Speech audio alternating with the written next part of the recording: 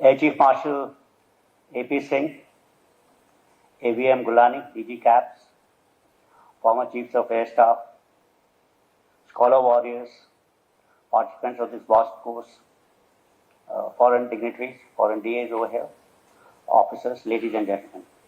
It gives me great pleasure to be here. This is the, I think, second or third vast course I'm attending. This is the fourth one, but I've been here now for at least 2 occasions. And I must actually compliment Air Chief Marshal Chaudhary for having conceptualized this particular course. I think it's very important to develop this particular trait, which he did mention in his remarks also. And I must also compliment the graduating officers, 12 of them, on successful completion of this particular course. I've been asked to speak about a scholar warrior. So let me begin by actually defining what I believe is a scholar warrior, and I'll read it out. A scholar warrior is a military professional who combines intellectual depth with combat skills. This individual possesses both strong academic knowledge and practical military expertise, enabling them to analyze complex situations, strategize effectively, and adapt to diverse challenges in a dynamic security environment. If this was the definition of a scholar warrior, this idea of being a scholar warrior existed, at least was prevalent in the Indian context from ancient times, if you see. We've heard of Shastra and Shastra. They were all taken together as per Indians. Shastra was nothing but knowledge of weapon systems, and Shastra was knowledge about strategy and wisdom.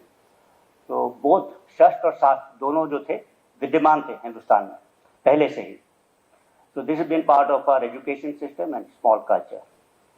In ancient times, whenever this princes of royal families, etc., they were sent to gurukuls, actually schools for military education. It was there they were taught about shastra also and shastra also. That are part of the system. And we have these examples of Kauravas and Pandavas in their formative years being trained by Guru Dronacharya in the Gurukuls. And probably today, if we have a look at what we have as military schools or Sainik schools, they are something what Gurukuls used to be in ancient times, where this kind of education was being imparted. Let's look at Mahabharat, the global war of ancient times, you could say. And once again, the winning and unbeatable combination of war was provided by the duo of Krishna and Arjuna. Arjuna, as you all know, was the legendary. He was the greatest warrior of his old times, and his bravery and skills were unmatched in warfare. And Krishna, he was the embodiment of knowledge, wisdom, and he was a master of strategy and statecraft. And this was a combination of these two which made the Pandavas win the Mahabharat. The winning combination of Shastra and Shastra is found once again in Indian history in form of Chanakya and Chandragupta. Chandragupta, the founder of Mauryan dynasty, was the first emperor to unify most of what is India under a single administration. Chanakya, or Pandit Vishnugupta, was known for his key role in mentoring Chandragupta. His Arthashastra, his treatise on remaining the most enduring testament to the power of integrated statecraft, economic policy, and military strategy. Chanakya and Chandragupta together were able to keep the Greeks out and India united. We all know this. In the West also, if you look at Alexander, his most famous, he was the most famous journal if you find, and he was a warrior, and he was actually tutored by Aristotle.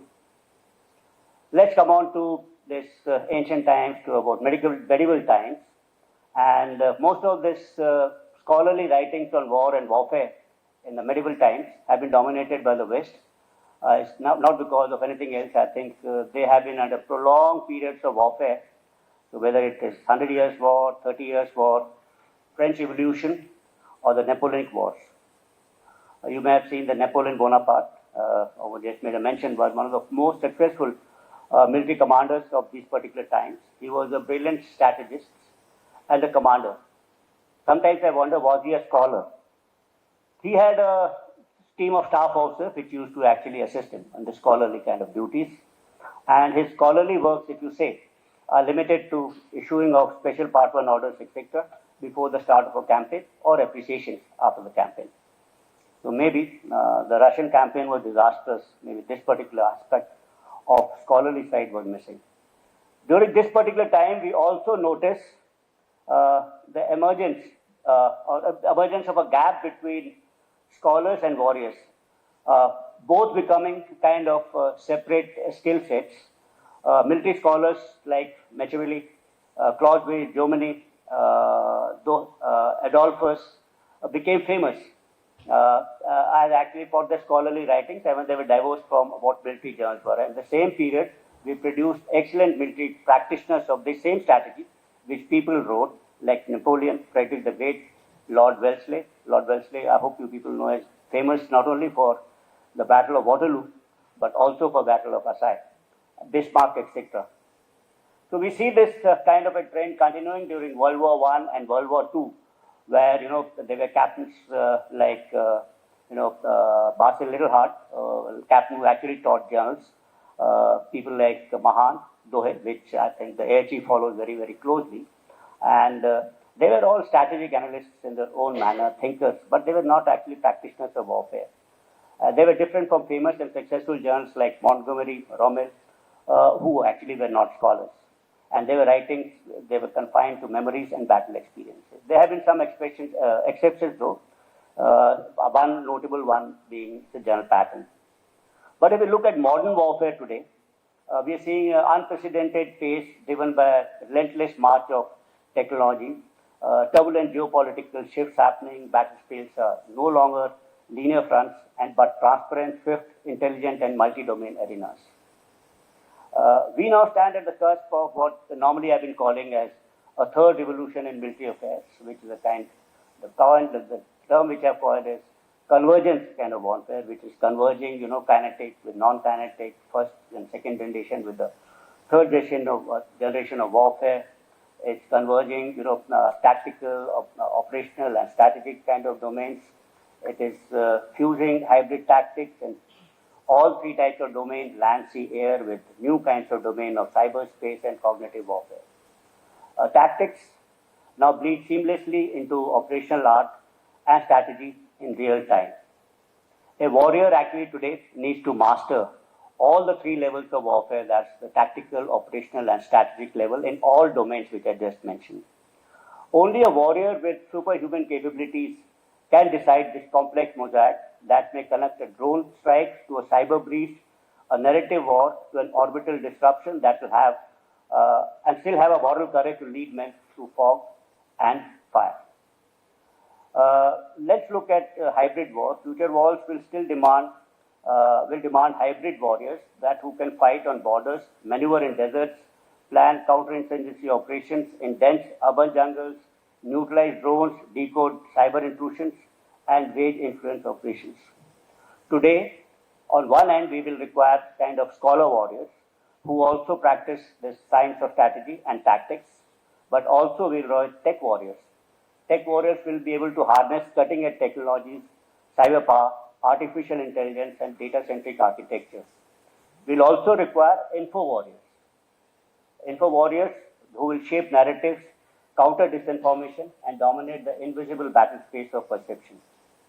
In the emerging landscape of war, a soldier will have to be all three together. That's a tech warrior, info warrior, and a scholar warrior. Even roles of scholars actually is becoming complex nowadays. In earlier days, I've given you couple of examples. I said about Clausewitz, I talked about Germany, Moltke, etc. There were individual human beings actually which did this scholarly work. But if you look at the landscape today, it's a collection of people which actually are doing that scholarly work. So you have think tanks like Rand, Carnegie, we have CAPS over here. So they're replacing individuals because this particular aspect is also getting complex. And if you have seen today, while we're talking about a scholar warrior kind of a concept which we should have, but most of the books today presented by the participants of this course largely actually dwell towards scholarly part and less towards warfare part. There has to be a fair amount of balance between your scholarly abilities and your warrior kind of abilities. And why I should be talking about it, because This all affects, this complex environment affects national security in a major manner.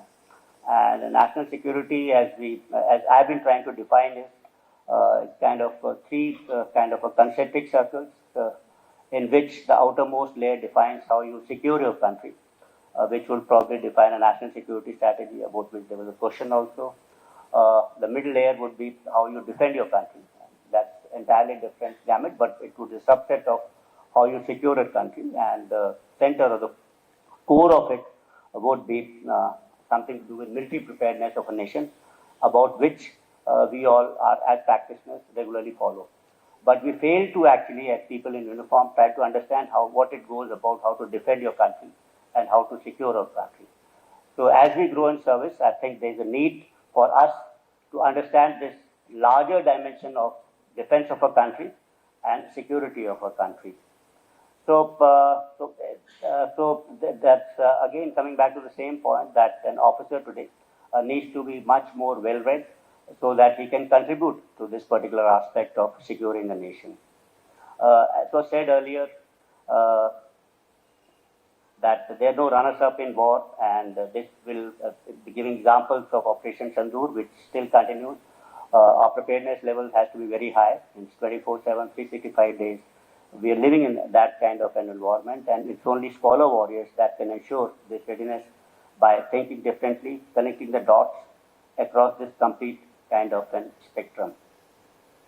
I've actually given you a number of examples. Initially, when we said that, we thought that the scholar warrior should be a single gentleman actually.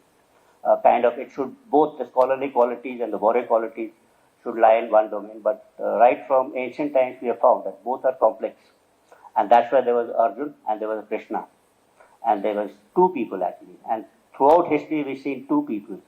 So how are we saying that this particular thing should reside in one particular gentleman over here? My particular view is that one genius or one successful general will never make you win a war actually. So you don't require one Manekshaw or one Napoleon to make you win a war. You require actually hundreds of them. So that genius should reside in all of us and not in one gentleman. I think that's the call of the day, that we should take, that this ability to be a scholar warrior, the ability to be a tech warrior, ability to be an info warrior, in some measure or the other, should reside in all ranks of the armed forces. That is going to make us successful. So there is no escape from learning, both about Shastra and Shastra. I think that goes without saying, and that's one of the big takeaways from this particular course. And there's much quotes actually given by Chief Marshal Chaudhary. I can only end by saying two quotes, one from English, that the more you learn or more you know, the more you realize that how little actually you know. And something like that I think Chaudhary was saying when he said, okay, the further you get towards knowledge, the knowledge goes further away from you. And there's of course a Sanskrit quote in Rig Veda which says that Anubhadra Kartavayantu Vishwata. That means let the knowledge come from all sources. That I think is important for soldiers of the future. Thank you, ladies and gentlemen. Thank you for a patient hearing, and congratulations to a very well conducted course. Thank you.